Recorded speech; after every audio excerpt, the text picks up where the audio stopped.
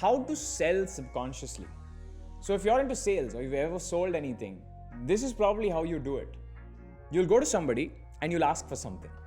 You're like, hi, my name is Rahul. I'm selling this and it's $50. If somebody comes to you and did the same thing, a stranger who you don't know, who you're not comfortable with, and asks you for money, would you give him that money? The thing is, people like Grant Cardone have set the wrong expectation with kids. Grant Cardone comes in very aggressive, says, this is how I sell, very pushy. The thing is, what you guys don't realize is a lot of the time, people buy from Grant Cardone because he's Grant Cardone. There is trust there because they've seen his face on TV, at conferences, etc., etc. They know his company. But with you, you're going to a random customer and you're being pushy and aggressive, but nobody knows who you are. There's no trust index built. And I have a firm thesis that people buy from the people they trust. In fact, the more the object costs, the more trust you require.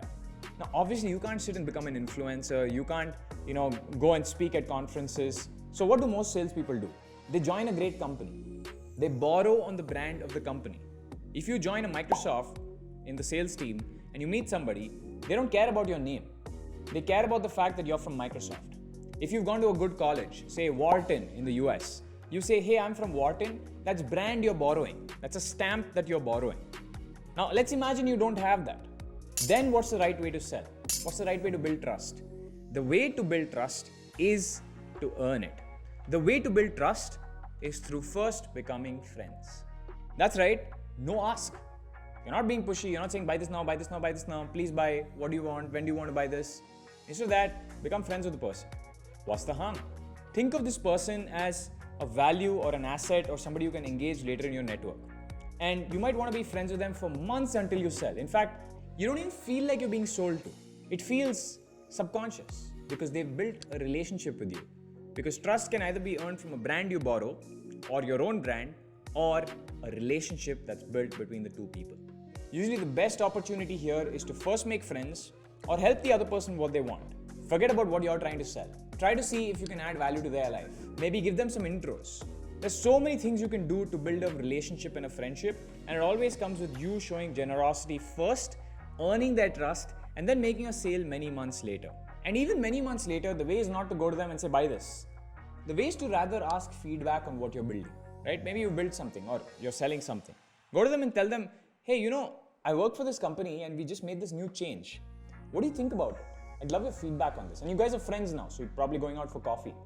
I said, what do you think about this? And then they'll give you their feedback. And at the end of the pitch, just ask them, would you like to try it? Just see if it works for you and your company. This is how to sell subconscious. This is how the best salespeople in the world sell. Not the aggressive, pushy, you should buy this. Because I've had a lot of people sell to me like that, Grant Cardone style, without the brand of Grant Cardone. And they just fall flat on my face because I just block their numbers. Don't be that kind of person. Add value, build a relationship, trust, then ask for the purchase after you ask for feedback. This is the strategy to truly sell, and it also feels very subconscious. It's not something that you're actively doing. So when I was scripting this video, I thought, okay, maybe I should talk about things like body language, ways to subconsciously sell via the way you move your hands or the way you speak. And then I realized, all of that is inauthentic, right? I can teach kids that, but that's not the right way to sell.